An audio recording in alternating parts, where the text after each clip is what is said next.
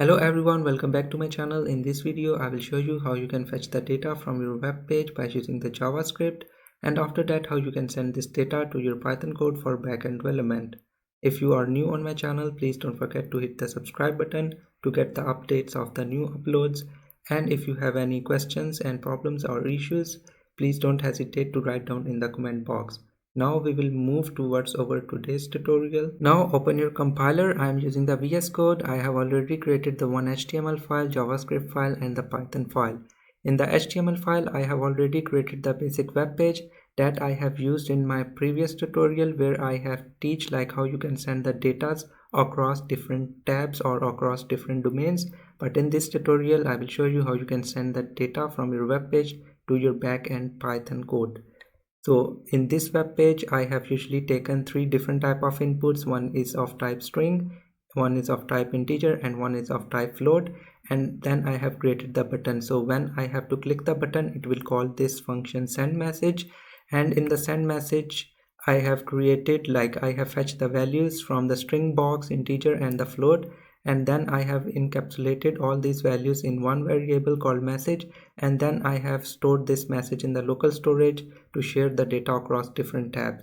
So now if you want to share the data from the tab to the backend, you have to create the AJAX request. Next we are going to use the AJAX type of request. It's called AJAX. It means it's asynchronous JavaScript and XML request.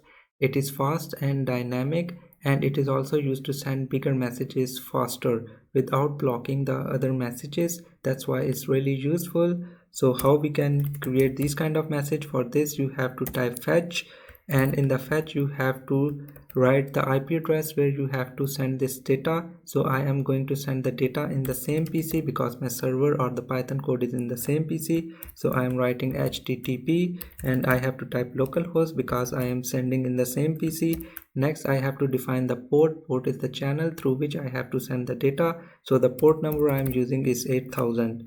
Next we have to create the method. We have to define the method of the message, and the method of our message is post. Post is the asynchronous kind of message which is also used to send the data across domains, and you can also use this kind of message to send data from JavaScript to the Python backend servers.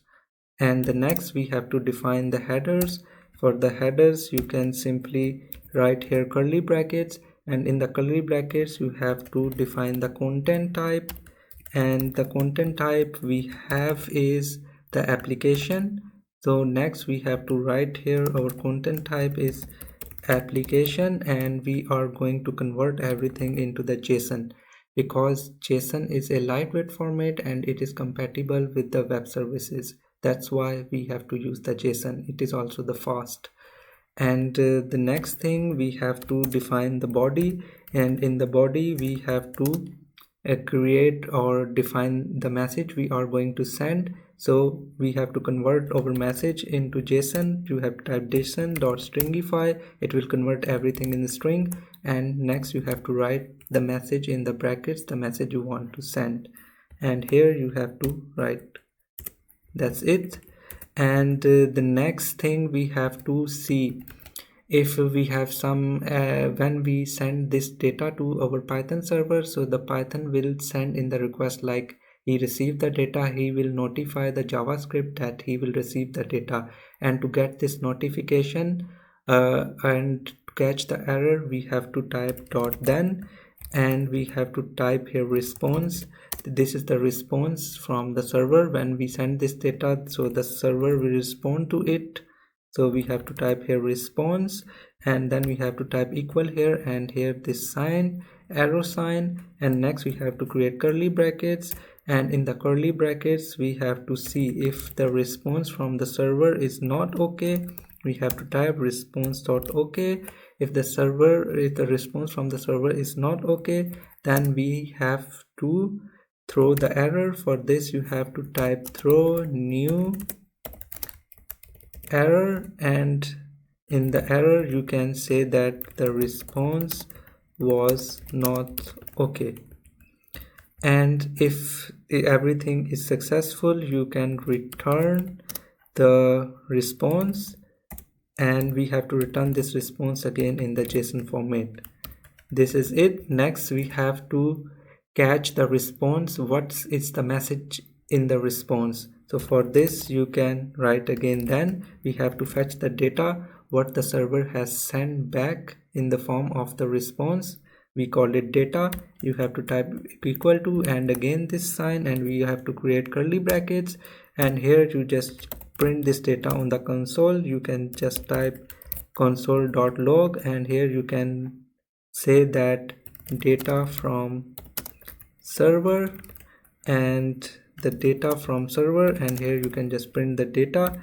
That's it. Next we have to catch the error. If there is something wrong with the response, then we have to catch this error. Then you have to type catch, and in the catch you have to type error and not console.error. You have to type here error and again this sign, and next you have to again create some curly brackets here, and in the curly brackets again you have to print on the console what is wrong with the response.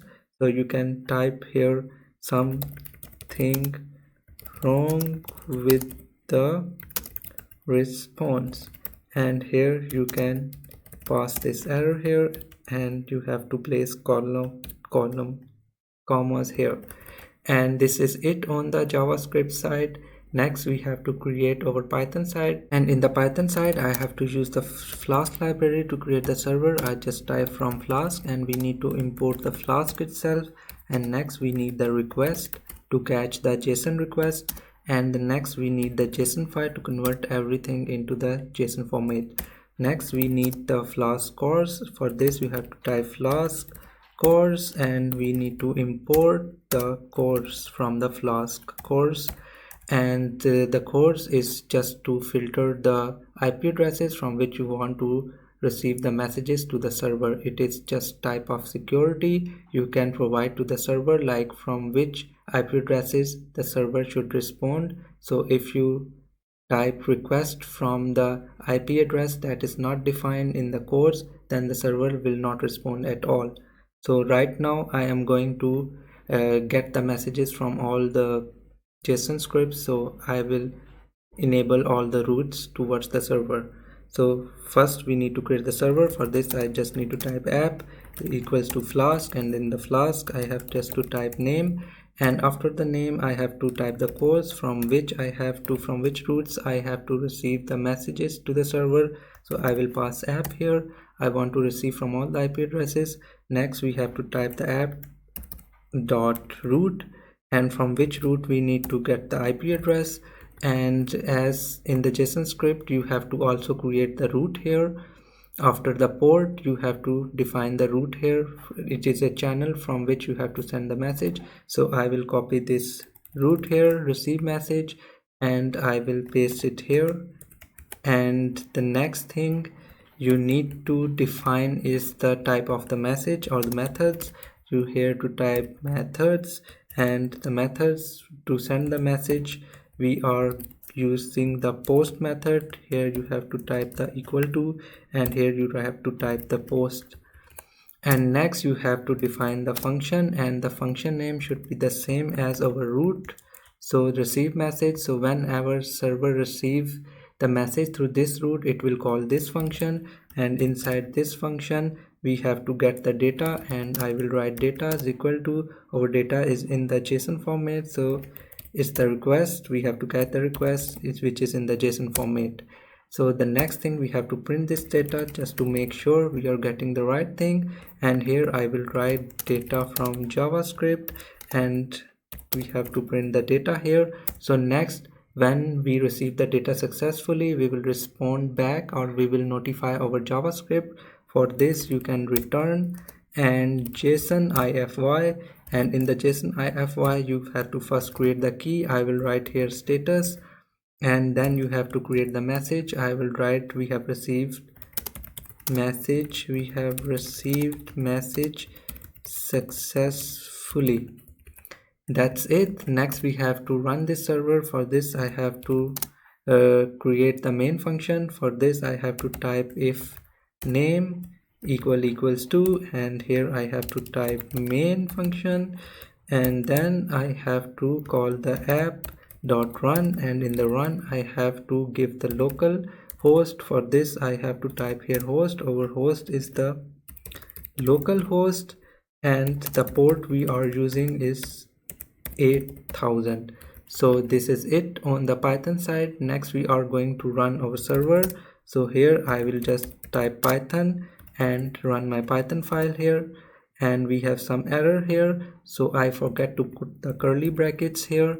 So put the curly brackets here and save it. Now run it back again. As you can see, the server is created and it's running on localhost and on this port. So next we have to open our page. So for this I am going to our web page, which is sender.html, and I will open this page in Chrome.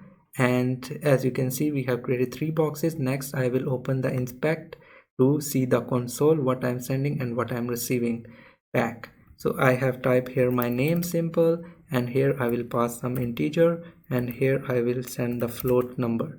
And if I click on send, as you can see, it has sent the messages, and it has also get the response or the response from the server, like data from server. We have received message successfully, that we have called it here. So it will send the notification back, and on the server side we have also sent the string that we have sent from the JavaScript. Data from JavaScript, we have sent my name, the integer and the float. This is it for today. Next we will see how we can create the servers in the C++. So see you next time. Bye bye.